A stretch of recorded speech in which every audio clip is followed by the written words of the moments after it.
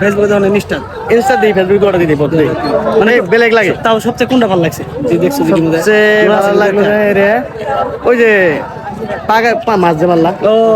সেই ভালো লাগছে আমার মনে হয়, সেই ভালো লাগছে। একদম একবার ফাড়াফাড়ি হয়েছে, বুঝছো? অঙ্ক ফাড়া দিছে একবারে। এক্সামে তোমাকে ফাড়াইছে না, তুমি একদম আমি ফাড়াই দিছি আর এক্সাম সেন্টারে এলে এরকম দুই একটা ক্রেজি পোলাবান পাবেনি। তো যাই হোক, বহু টাইম ওয়েট করার পরে আমার সিস্টারের লক পেলাম, দেন ওরে নিয়ে আমি এখন যাবো। আমি সেন্টারের সামনে খাড়া আছি কারণ ওর ব্যাগটা নিয়ে আবার গেছে। এন্ড আমি ওরে নিয়ে বাড়িতে এলাম। আর বাড়িতে আর লগে আমার বিলেট আছে দূর পারে আমার বুলাই বলো, কারণ ওই জানে যে কোন জায়গায় গেলে এমন কিছু নেই। বাট আজকে তো আর নেই কিছু, কারণ রোজার দিন। এন্ড এখন সময় হতেছে 1:30। ভাবলাম যে 1-1.5 ঘন্টা ঘুম পারা যাক, কারণ আমার রাত করে ঘুমোই না, যার জন্য অল্প টাইম ঘুম পাইরে নিলাম। আর এখন সময় হতেছে 2:50। ঘুম থেকে উঠলাম, জাস্ট ঘুম থেকে উঠে অল্প মুখ সুখ ধুইলাম। আমগর মাকে প্রায় শুয়েছে। আর যে রোদ দিছে না, এরকম রোদ যদি আর 2-3টা দিয়ে তাহলে শুয়ে যাবো। আর রেডি দিয়ে বোধ হয় আমগর এবার ঈদের বাজার করা লাগবো, কারণ এই টাইমে আমরা এবছর সবজি টবজি কিছু করি নাই, জাস্ট অনলি মাকই লাগিয়েছিলাম। এটা একবার লাগিয়েছিলাম 3-4 বিঘা পানির মাকই।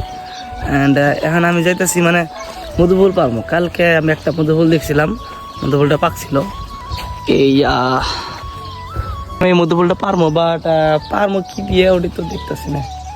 কি করি, কিবা একটা নিয়ে যদি কি পারা যাবো। আর মধুফুল কিন্তু আমার বহুত ফেভারিট, যার জন্য আমি কালকে দেখছিলাম যে মধুফুলটা পাইকে আছে। ভাবছিলাম যে এটা প্রথম দিন তো খাওয়া হইলো না, দ্বিতীয় দিন খামো, যার জন্য এটা পারে নিলাম। আর এখন সময় দিচ্ছে 3:50। আর আমার মাকড়ি এখন জড়ো করা লাগবো, যার জন্য তাড়াতাড়ি করে সবাই মিলে মাকড়ি জড়ো করতেছে। আর বন্ধুরা, কালকের ব্লগটাতে আপনারা বহুত ভালোবাসা দেখেছেন, আমার বহুত ভালো লাগছে, সবাই লাইক কমেন্ট করছেন। এন্ড আমি কালকের ব্লগে সবারই কমেন্ট